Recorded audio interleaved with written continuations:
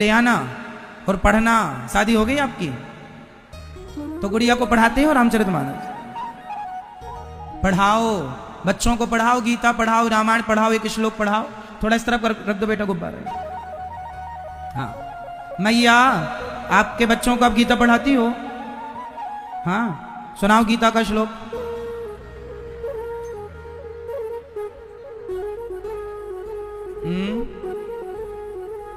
आप लोगों को पड़ोसियों की जानकारी पूरी है आपके पास? पड़ोसियों के कितने बच्चे हैं, कहां जा रहे हैं, वो कितना कब आ रहे हैं, उनके घर में कितना पैसा है, किससे उनकी लड़ाई चल रही है, क्या कल खाया था, क्या आज खाया, सब पता है।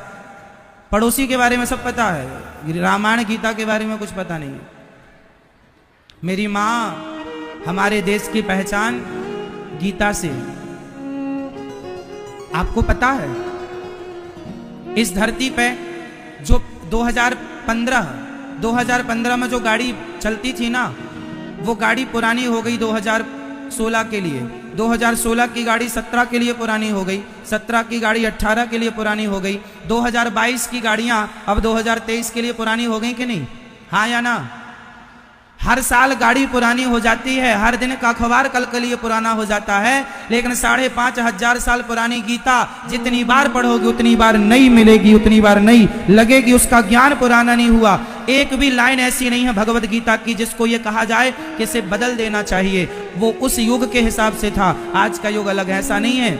हमारी तुम्हारी बातें समय के अनुसार शायद बदली जाएं, यहां तक कि संविधान बदला गया, कुछ अनुच्छेद बदले गए, कुछ धाराएं बदली गईं समय के अनुसार, काल परिस्थिति के अनुसार। संविधान में कुछ परिवर्तन समय काल परिस्थिति के अनुसार किया गया है, परंतु गीता आज तक नहीं बदली गई।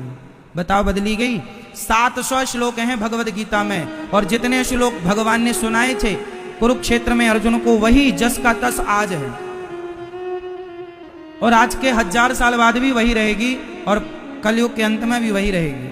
मतलब गीता के अनुसार जो ज्ञान है, यदि एक श्लोक भी जीवन में धारण हो जाए, कर ले कोई, तो व्यक्ति पीछे नहीं हो सकता। हमारे देश के लोग जो आज परेशान हैं, इसलिए परेशान हैं कि आपको काम करने का ढंग ही नहीं पता।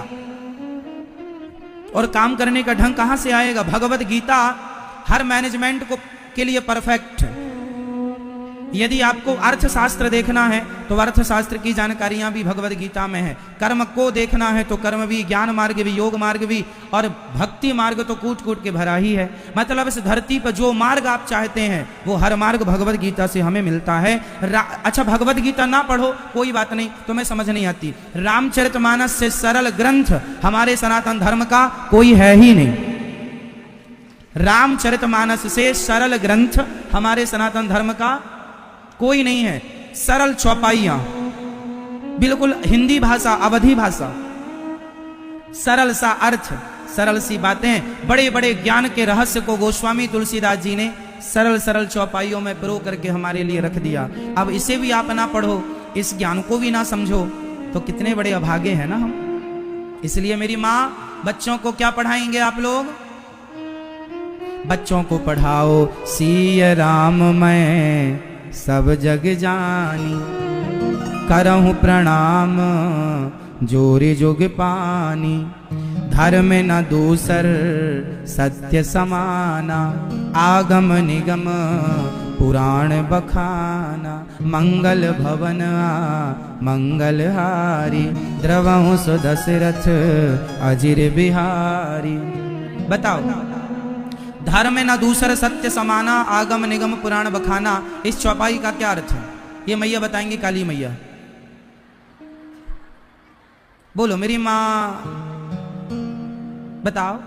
धर्म न दूसर सत्य समाना, ये मैया बताएंगी चश्मा वाली। आगे बैठी हो मेरी माँ, बताओ। आगे बैठने की कुछ तो जिम्मेदारी निभाओ। चलो बताओ, धर्म न दूसर सत्य समाना, चौपाई का अर्थ क्या है?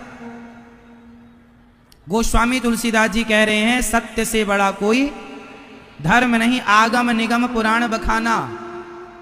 सारे पुराणों में यह बात लिखी है, सारे ऋषि मुनियों ने यह बात कही है कि धर्म सबसे बड़ा सत्य ही है। इसलिए हमारे धर्म का नाम ही सत्य सनातन धर्म है। ये रामचरितमानस की चौपाइयां जब आपके बच्चे पढ़ेंगे कि धर्म न दूसर सत्य समाना, तो वो सच बोलने पर मजबूर होंगे। यदि आपने नहीं पढ़ाई चौपाइयां तो भ्रष्टाचारी बन करके बैठ जाएंगे और गरीब से गरीब आदमी के साथ भी वो भ्रष्टाचार करेंगे और देश बर्बाद हो जाएगा। रामचरितमानस कोई पढ़ ले और उसकी चौपाइयों पर अमल कर ले और उस आधार पर कोई चले तो उसका लोक भी संवर जाएगा और परलोक भी संवर जाएगा। इसलिए बच्चों को पोयम कम, गीता रामायण ज्यादा। ध्रुव जी महाराज चले, नारद जी ने समझाया बच्चा छोटा है, जा पहले मौज मस्ती कर लो। ध्रुव जी ने कहा भगवान कैसे मिलेंगे ये बताओ। तब नारद जी ने ध्रुव जी को 12 अक्षर का मंत्र दिया, 12 अक्षर मंत्र। कौन सा मंत्र दिया था? ओम नमो, बोलो ओम नमो भगवते वासुदेवाय। ये 12 अक्षर मंत्र है। इसी मंत्र को ध्रुव जी ने यमुना के किनारे मधुवन में खड़े होकर 5 महीने तक जाप किया। 5 महीने कैसे जाप किया ध्रुव जी ने? 1 माह में 30 दिन तक उन्होंने 3 दिन में 1 बार खा करके। कितनी बार खाना चाहिए हमें? एक मैया हमसे बोली महाराज हमारा तो मन नहीं लगता, अब दिन भर तुम पाव भाजी चाउमीन बर्गर खाओ तो मन कैसे लगेगा? भाई मन को स्थिर करने के लिए खान पान शुद्ध होना चाहिए। जैसी शुद्धि, जैसा अन्न, जैसा पानी, वैसी वाणी। ये बातें मायने रखती हैं। खान पान शुद्ध होगा तो विचार शुद्ध होंगे। अच्छा एक बात बताओ, आप 4 दिन कुछ मत खाओ तो आपके अंदर सोचने समझने निर्णय लेने की कोई क्षमता रह जाएगी? आप कोई डिसीजन लेने की सामर्थ्य रहेगी आपके अंदर? आप 4 दिन कुछ ना खाएं, बिल्कुल पड़े हैं बिस्तर पर, उठ के बैठने की हिम्मत ना रहेगी आपके अंदर, हाँ या ना? आपसे कोई सलाह लेने आ जा, भैया जरा हम काम करें, कोई सलाह दो, सलाह देने की ताकत रहेगी? अरे मस्तिष्क में जितने थॉट आते हैं, जितने विचार आते हैं, वो विचार अन्न से संबंधित होते हैं। अन्न अच्छा होगा तो थॉट विचार भी अच्छे होंगे, अन्न बिगड़ गया तो विचार बिगड़ गए। जैसा अन्न वैसा मन, बिल्कुल कनेक्शन है मस्तिष्क से, आपके विचारों से रोटी का कनेक्शन है, अन्न का कनेक्शन है। अब आप मानो ना मानो पर सच्चाई तो है ना। इसलिए आहार शुद्ध हो सत्व शुद्ध हो। जिसका आहार शुद्ध है उसका चित्त शुद्ध है, हृदय शुद्ध है, विचार शुद्ध है। अब जो कुछ भी खाए, कहीं भी खाए, अब तुम मांस खाते हो, तुम मतलब जो खाते हैं उनके लिए कह रहे हैं, तुम मतलब सब नहीं, जो खाते हैं उनके लिए। जो मांस खाते हैं, अब बताओ उनके विचार कितने अच्छे होंगे, वो कितना अच्छा सोचेंगे। हड्डी चबा रहे हैं मुर्गी की, इनसे क्या उम्मीद करेंगे आपके कितने अच्छे विचार देंगे? बताओ।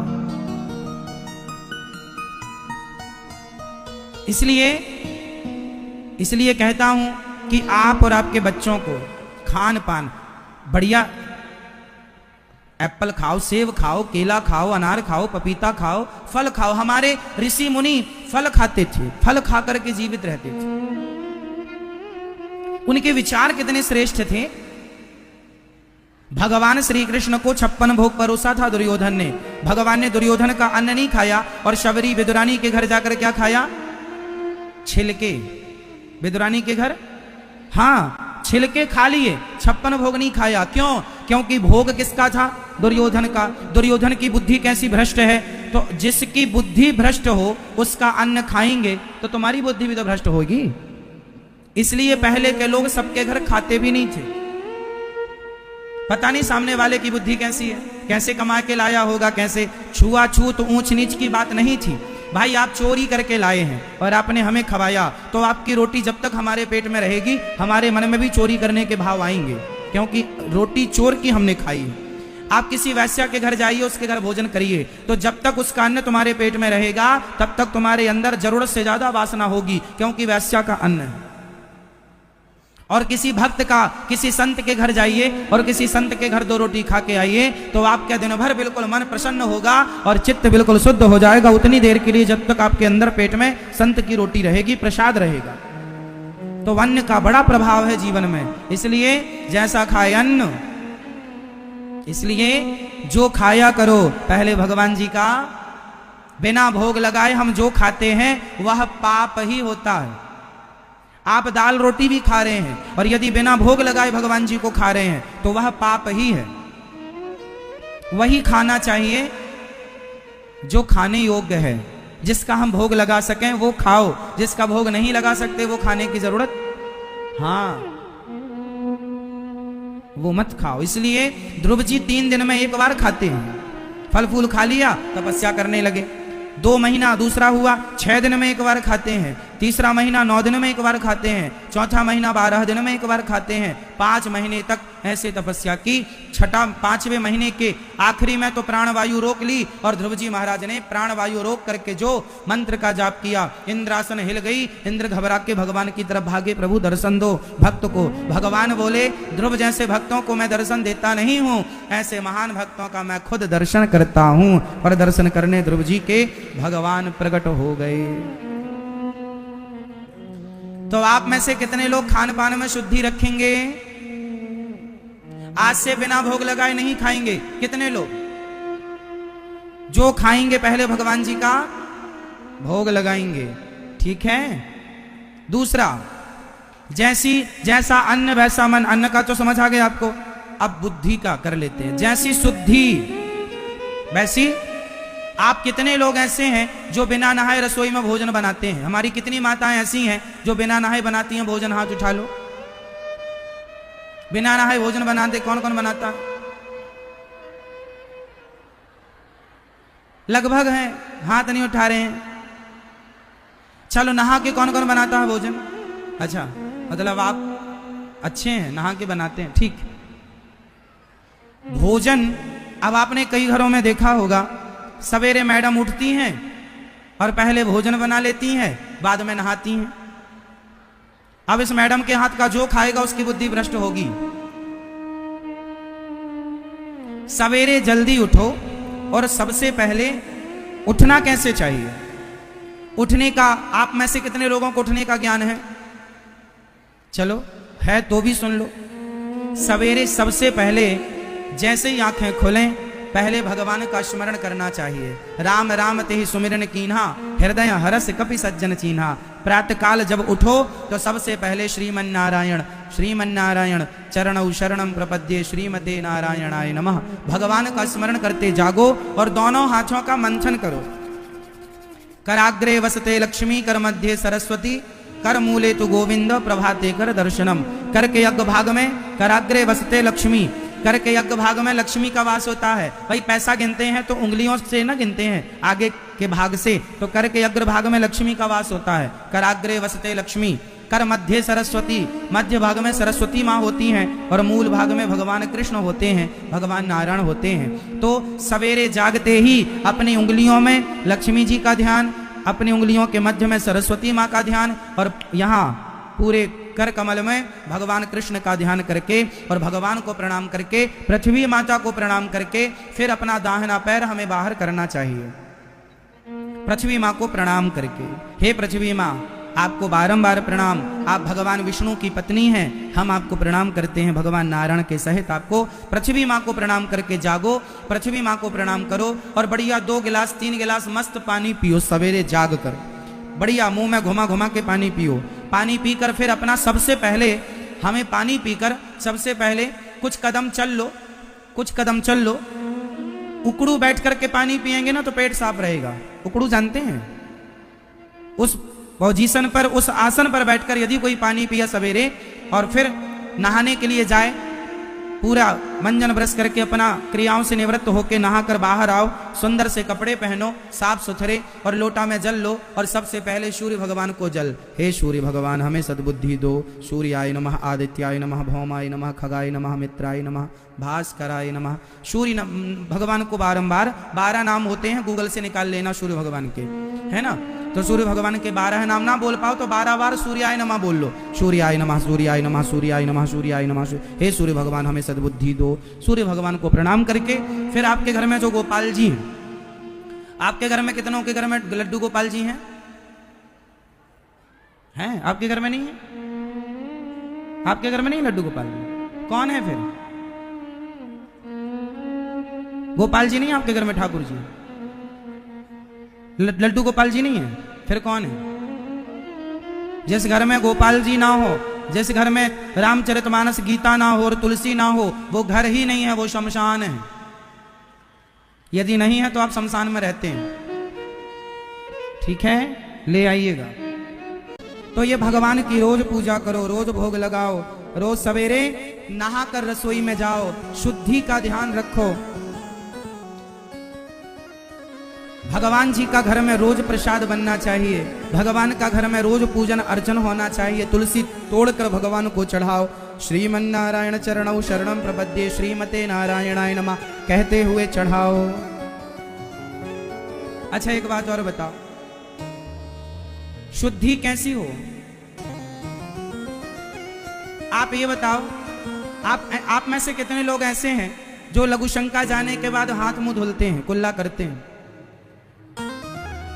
लघु शंका जाओ तो 4 कुल्ला करो, हाथ मुंह धुलो, इसके बिना शुद्धि नहीं होती। और शौच करने के बाद नहाना पड़ता है, बिना नहाए शुद्धि नहीं होती। यदि आप शौच करने गए और बिना नहाए आप घर में घूम रहे हैं, घुस गए घर में, तो वो घर में जहां जहां जाएंगे वह आप अशुद्ध हैं। और आप अशुद्ध अवस्था में जहां जहां जा रहे हैं, उन वस्तुओं को, उस स्थान को आप अशुद्ध कर रहे हैं। अशुद्धि का बहुत बड़ा प्रभाव पड़ता है। इसलिए शौच करने के बाद हमें स्नान करना ही चाहिए। बच्चे और बूढ़े, इनको आवश्यकता नहीं है। बड़े बूढ़े हो गए हैं, वो तो बिस्तर पर ही मलमूत्र करते हैं, उनका दोष नहीं है। पर आप लोग यदि समर्थवान हैं, शरीर स्वस्थ है, तो शौच करने के बाद नहाने की पद्धति हमारे भारत में रही है। ये चीजें बताने की नहीं थी, पर चूंकि चीजें लुप्त हो गई तो बताना पड़ रहा है। आप में से इतने बहुत लोग ऐसे हैं जो शौच करने के बाद नहाते ही नहीं है। और तो ठीक है, ठंडियों में 4-4 दिन लोग नहीं नहाते, कुछ लोग ऐसे भी हैं। पहले के राक्षस जिन्हें कहते थे ना, वो आज के देवताओं से बढ़िया है। रावण कौन है? राक्षस। लेकिन रावण भी सवेरे जल्दी नहाकर भगवान शंकर का अभिषेक करने लग जाता था, हाँ या ना? शुद्धि अशुद्धि का ज्ञान जो रखेगा उसकी बुद्धि अच्छी होगी। सिंपल समझो, मानो मत मानो। इसलिए सवेरे नहाओ, लघु शंका जाओ तो 4 कुल्ला करके हाथ पांव धो लो, शौच करने जाओ तो स्नान ही करना। ठंडी है, पूरा ना नहा पाओ तो अर्ध स्नान कर लो। नाभि जो कपड़े पहन कर जाओ सारे गीले करो, नाभि तक पानी डालकर अर्ध स्नान कर सकते हैं, ये सुविधा भी है। पर नहाओ। प्रिय भक्तों, ध्रुव जी महाराज भगवान दर्शन करने ध्रुव जी का आए और ध्रुव जी आंख बंद करके खड़े हैं। भगवान की छवि मन में बसी है। भगवान ने अंदर हृदय, उनके हृदय से वो छवि खींच ली और जब आंखें खुली तो ध्रुव जी महाराज ने देखा भगवान खड़े हैं। जो छवि अंदर थी वही बाहर। प्रणाम किया ध्रुव जी महाराज ने। कुछ कहना चाहते हैं, बोलना आता नहीं है, कुछ पढ़े लिखे हैं नहीं, तब भगवान ने कृपा की। ध्रुव जी के गालों पर शंख का स्पर्श कराया और ध्रुव जी परम ज्ञानी हो गए। और ध्रुव जी ने स्तुति की, यौन्तः प्रविश्य मम वाचमिमां प्रसुप्तां संजीवयत्यखिल शक्तिधरः स्वधाम्ना अन्यस्तहस्तचरणश्रवणत्वगादीन् प्राणान् नमो भगवते पुरुषाय तुभ्यम्।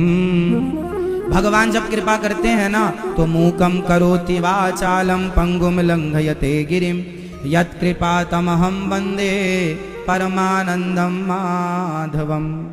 मूकं करोति वाचालम, जब भगवान कृपा करते हैं तो गूंगा भी बोलता है। मूकं करोति वाचालम, जब भगवान कृपा करते हैं तो लंगड़ा भी पहाड़ लांग जाता है।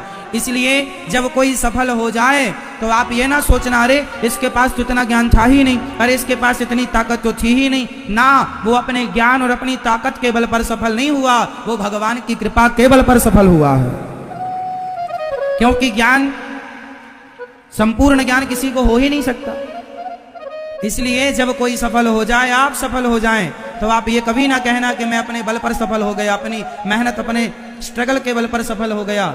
ना, आप भगवान की कृपा को मानिए। भगवत कृपा जब होती है तो तो सब कुछ संभव हो जाता है। मूकम कर मूक हो ही बाचाल। जब भगवान कृपा करते हैं ना तो गूंगा बोलता है और लंगड़ा पहाड़ लांग जाता है। इसलिए सबसे बड़ी क्या है? भगवान की, जोर से भगवान कृपा करें और भगवान चाहें तो लंगड़ा पहाड़ लांग सकता है। भगवान कृपा करें तो गूंगा, भगवान कृपा करें तो सब कुछ हो सकता है। प्रभु मुद्रिका मेली मुख माही, जलधि लांग गए अचरज। हनुमान जी ने छलांग लगाकर समुद्र को पार कर लिया, हाँ या ना? किसका बल था? राम नाम के बल पर एक बंदर समुद्र को छलांग लगाकर पार कर लिया। ये बंदर का बल नहीं, भगवान बंदर पर कृपा कर दें तो बंदर भी समुद्र लांग सकता है। यह भगवान की कृपा है। भगवान कृपा कर दें तो पत्थर भी पानी पर तैर सकता है। कर तुम अकर तुम अन्यथा कर तुम सर्व सामर्थ्य। भगवान सब कर सकते हैं मेरी माँ। इसलिए विश्वास किस पर करो? किस पर करना है मैया? किस पर विश्वास करना चाहिए?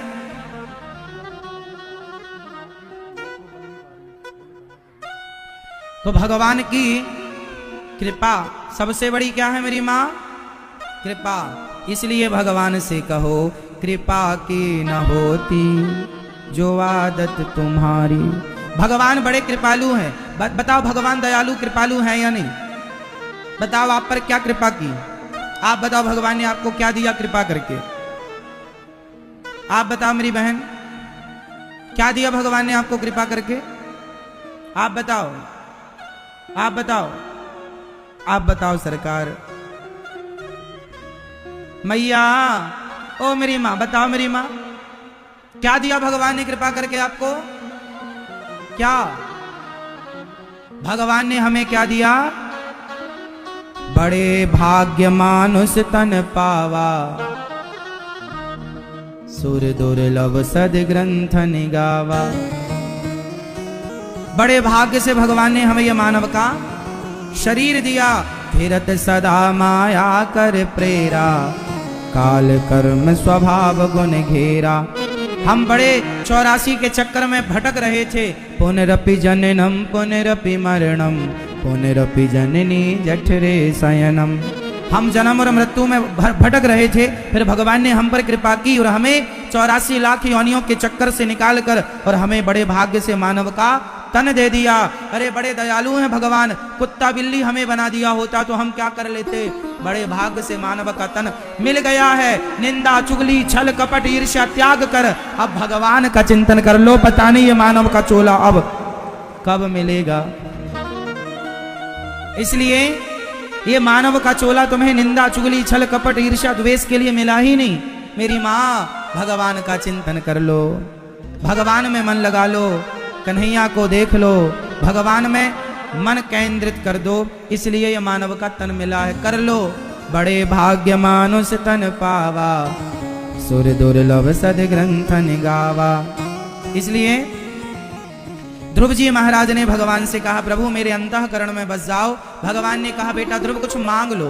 ध्रुव जी ने कहा क्या चाहते हैं? आपका दर्शन हो गया, अब आपसे क्या चाहें? भगवान ने कहा तुमने राज्य की कामना से तप किया, जाओ 36,000 वर्षों के लिए हम तुम्हें राजा बनाते हैं। ध्रुव जी घर गए, उनके पिता ने राजा बनाया और आज तक ध्रुव जी अपने भाई यक्षों ने मार दिया उनके भाई को, ध्रुव जी ने उन्हें मारा, मनु जी ने रोका, कुबेर जी ने भक्ति का आशीर्वाद दिया और पूरा राज्य पूरा करके ध्रुव जी मृत्यु के सिर पर पांव रखकर ध्रुव लोक चले गए। आज भी ध्रुव तारा बन करके चमक रहे हैं। ये भक्ति का प्रभाव है।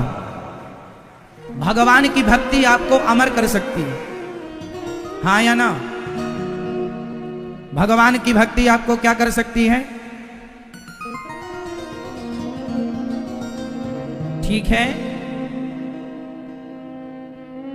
जो हमारी माताएं बहनें पांडाल के बाहर सड़क पर खड़ी हैं, मैं सभी माताओं बहनों से प्रार्थना करूंगा, जगह पूरी हो गई है बैठने की। आप लोग घर पर टीवी पर ही कथा, जो बाहर खड़े हैं वो बाहर टीवी पर ही घर जाकर कथा देख लीजिए, यूट्यूब पर देख लीजिए। अब यहाँ जगह बैठने की बची ही नहीं। जितने लोग यहाँ बैठे हैं उतने लोगों को बाहर लौटना पड़ रहा है क्योंकि जगह का अभाव है। तो आप सभी से मेरी प्रार्थना है, जो बाहर खड़े हैं आप लोग घर पर ही टीवी पर कथा सुनिए, कल जल्दी आ जाइए तो आपको बैठने की व्यवस्था मिल जाएगी, ठीक है। जल्दी जल्दी के चक्कर में ये पांडाल आज 1:45 बजे ही भर गया था।